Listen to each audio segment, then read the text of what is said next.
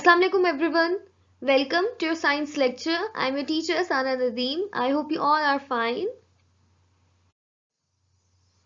In today's lecture, we're going to start a new chapter, which is chapter number 10, Magnets and Electromagnets. And the pages which we're going to read in today's lecture are page number 89 and 90. Write down date and day on the top of both pages. आप लोग के पास सबके पास अपनी books होनी चाहिए. आज new chapter start करने लगे. बड़ा ही इंटरेस्टिंग चैप्टर है, डिफरेंट सा चैप्टर है. यूजुअली आप लोगों को मैग्नेट्स का आइडिया होगा. बच्चे आप लोग तो खेलने के लिए और जस्ट एक खेलने के लिए यूज करते हो यूजुअली मैग्नेट्स. लेकिन मैग्नेट्स का और इतना ज़्यादा बेनिफिट है ना. यूजुअली कितनी सारी हमारी मशीनरीज में और कितनी जगह पे मैग्नेट्स को यूज़ किया जाता है, जो मशीनरीज को रन करने में, प्रॉपर फंक्शन करने में, उस तरह से मैग्नेट्स हेल्प कर रहे होते हैं. सो इस चैप्टर में हम यही देखेंगे. पहले तो मैग्नेट क्या होता है, मैग्नेट से रिलेटेड कुछ चीज़ें, कुछ टर्मिनोलॉजीज, और यस इसी के बारे में हम देखेंगे. कुछ यूजेस भी देखेंगे. इलेक्ट्रोमैग्नेट्स क्या होते हैं, ये क्या चीज़ है, ये मे बी आप लोगों के लिए न्यू टॉपिक हो. सो ये देखेंगे कि क्या होता है और क्या बेनिफिट है, कहाँ का यूज हो रहे होते हैं ये. So first of all, let's take a look at difficult words in this chapter. Actually, there aren't the difficult words, but a new terminology for you, maybe a new word for you, cobalt. Cobalt is basically a metal that is used in batteries and as a pigment in paint and glass. एक cobalt एक तरह का metal होता है, bluish colour का होता है, बिल्कुल इस तरह का जैसे यहाँ पे दिखाया हुआ है. इसको ये कलर होता है, इसका पाउडर फॉर्म में यूजुअली होता है.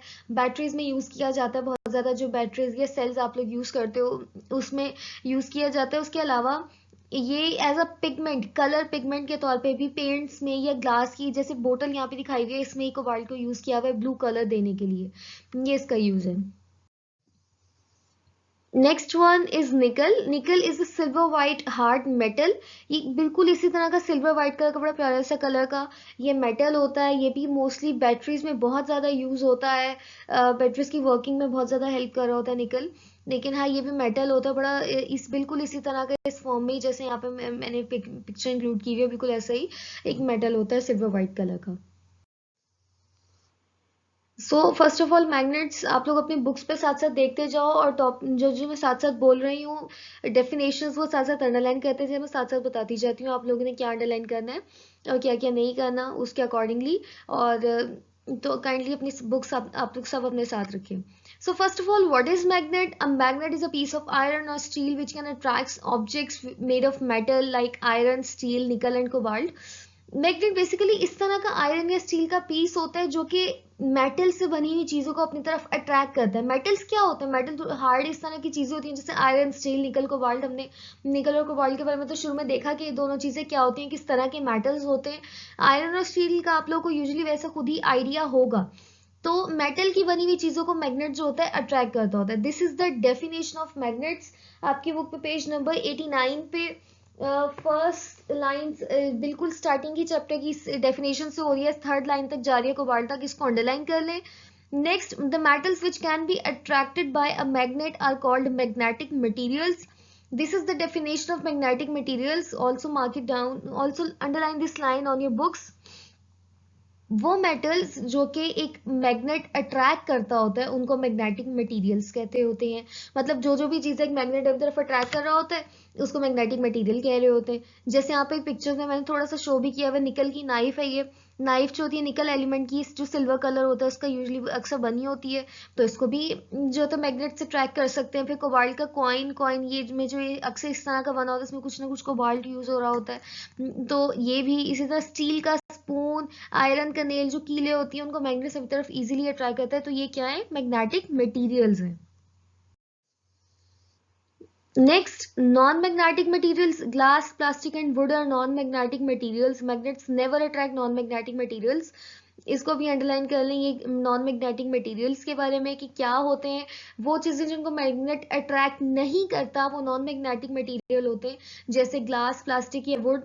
लकड़ी की चीजों को कभी भी मैग्नेट अट्रैक्ट नहीं करेगा। उस पे आप कभी, आपके पास अगर कोई छोटा सा पीस हो मैग्नेट का, उसको चिपका के देखिए लकड़ी पे, वो कभी भी नहीं चिपकेगा, वो गिर जाएगा। इसी तरह प्लास्टिक पे, ग्लास पे, पेपर पे, कोई आपके पास कॉपी पेन, कॉपी या बुक होती है उसके ऊपर देखें, कभी भी नहीं चिपकेगा। इसी तरह रबड़ की चीजों पे भी। तो ये जो मटेरियल्स होते हैं इनको नॉन मैग्नेटिक मटेरियल्स कहते हैं। इसको भी अंडरलाइन करना है class. Okay, so there is a do you remember box on page number 89। बिल्कुल, इस जो अभी हमने डेफिनेशन देखी उसके साइड पे ही ब्लू कलर का बॉक्स बना है, आप लोग अपनी बुक्स पे साथ साथ देखें। इसमें क्या लिखे है ये देखते हैं। Magnets do not always attract one another. ये क्या होता है, कभी अक्सर जो होता है मैग्नेट एक दूसरे को अट्रैक्ट नहीं कर रहा होता। उसकी क्या कंडीशन, उसकी क्या रीजन है वो देखते हैं आगे। मैग्नेट के यूजुअली क्या होता है, दो पोल्स होते हैं, एक नॉर्थ पोल और दूसरा साउथ पोल। जैसे ये बार में एक तरह का ये हॉर्स शू मैग्नेट, इसको कहते हैं हॉर्स शू मैग्नेट। यहाँ बुक में नहीं लिखा, लेकिन ये यूजुअली मैग्नेट की जो इस तरह की शेप होती है उसको हॉर्स शू मैग्नेट कहते हैं। इसकी रेड कलर से यूजुअली नॉर्थ साइड को रिप्रेजेंट करते हैं, ब्लू कलर से यूजुअली जो होता है साउथ साइड को रिप्रेजेंट करते हैं। मैग्नेट पे जहां भी रेड और ब्लू कलर देखें वहां समझ red colour is for the north side and blue colour is for the south side. तो इसके इस तरह से दो पोल्स होते हैं, ठीक है। Underline this line on the do you remember box. The north pole of the magnet never attracts the north pole of another magnet. North pole, अगर सपोज मेरे पास कोई एक और ऐसा ही मैग्नेट है, उसके मैं नॉर्थ पोल्स को आपस में अट्रैक्ट करती हूँ, तो कभी भी अट्रैक्ट नहीं होंगे, बल्कि दूर एक दूसरे को, एक दूसरे से दूर करेंगे। जबकि हमेशा क्या होता है, the same poles repel each other, कि एक दूसरे को, जो सेम पोल्स होते हैं एक दूसरे से दूर करते हैं।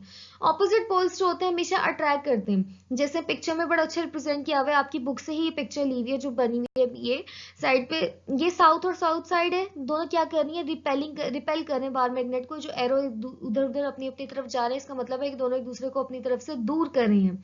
दूसरा देखिए, ये नॉर्थ साउथ है, नॉर्थ साइड है, और ये साउथ साइड है, ये एक दूसरे को अपनी तरफ खींच रहे हैं। इसी तरह से अगर यहाँ पे साउथ साइड आ जाए और इधर नॉर्थ साइड आ जाए तो भी ऑपोजिट्स ही है ना, तो ये दोनों एक दूसरे को अट्रैक्ट करते होते हैं। तो ये रीजन होती है कि अक्सर अगर मैग्नेट एक दूसरे को अट्रैक्ट नहीं कर रहे होते, तो क्योंकि सेम पोल्स को हम लोग मिलाने की कोशिश कर रहे होते हैं, जो कि कभी भी नहीं मिल सकते सेम पोल्स।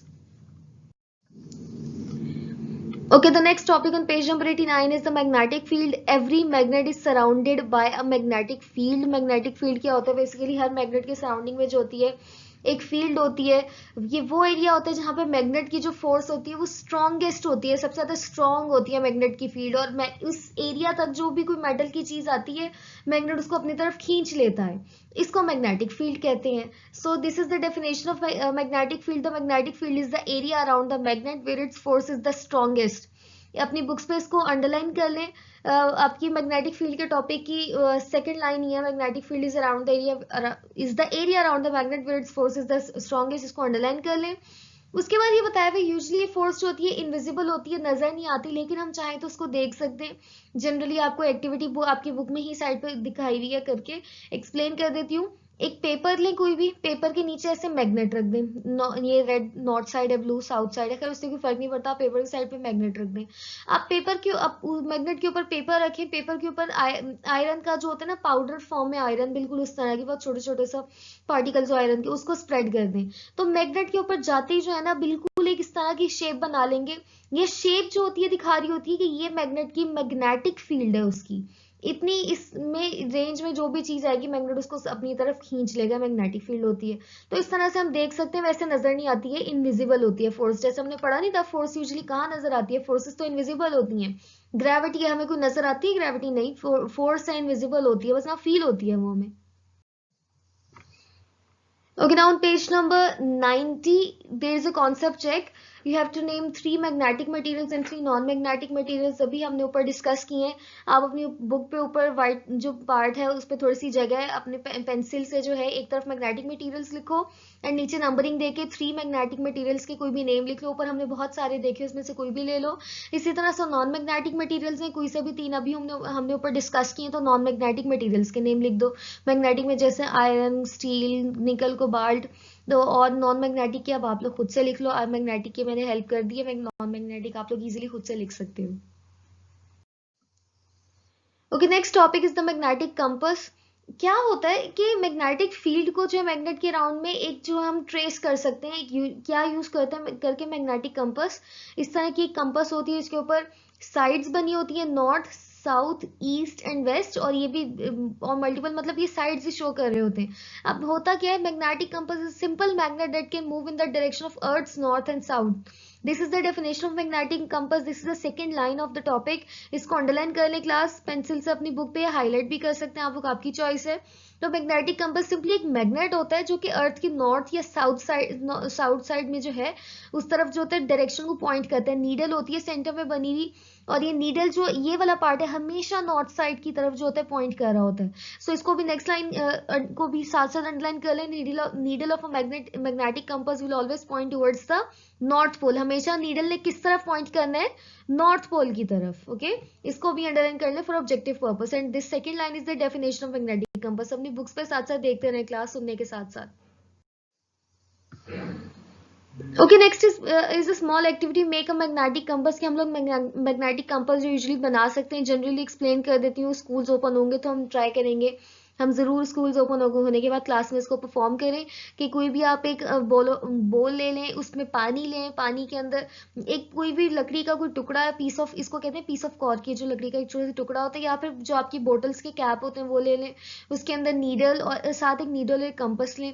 नीडल को पहले क्या करें, बहुत रब करें अच्छे से, एटलीस्ट 45 टाइम्स आपने किसी मैग्नेट के ऊपर नीडल को रब करना है। वो क्या होगा, थोड़ा सा उसमें मैग्नेटिक फील्ड आ जाएगी, मतलब वो मैग्नेट बन जाएगा एक तरह से। और फिर ये मैग्नेटाइज नीडल को जो है कॉर्क के अंदर इस तरह से आपने इंसर्ट करना है और लगाना है, और उसको वाटर में प्लेस कर देना है आराम से, बिल्कुल ना डिप नहीं करना कॉर्क को अंदर, आपने इस तरह से प्लेस कर देना है। फिर होगा क्या, नीडल जो है जब भी हमेशा जो होगी नॉर्थ साइड की तरफ पॉइंट कर रही होगी, मैग्नेटिक नॉर्थ की तरफ। आप लोग ये कंपास जो हमने कहा था, कंपास लेके चेक कर सकते हैं, छोटी सी एक्टिविटी है। Now class the next topic is demagnetization. कभी कभी क्या होता है, मैग्नेट जो होता है ना अपनी पावर खो देता है, मतलब मैग्नेट की जो फोर्स होती है वैसी रहती नहीं है, जिसको कहते हैं हम मैग्नेट जो डीमैग्नेटाइज्ड हो गया, इसको डीमैग्नेटाइजेशन कहते हैं इस फिनोमेना को। उसकी कुछ रीजंस होती हैं, वो हम देखते हैं। Magnets can lose their power of attraction if they are not handled carefully और not stored properly, and this is the definition of demagnetization. When a magnet loses its power, we say that it has become demagnetized. Class, underline this line, और इसके reasons भी साथ में इसको भी mark कर लें। This can happen if magnets are, ये इसकी रीजंस है कि डीमैग्नेटाइजेशन हो कैसे सकती है। अगर इस मैग्नेट को बहुत ज्यादा बार ड्रॉप किया जा रहा है, गिराया जा रहा है, तो उसकी जो मैग्नेटिक फील्ड है, उसकी जो फोर्स है वो खत्म हो सकती है, उसकी पावर खत्म हो सकती है मैग्नेट की।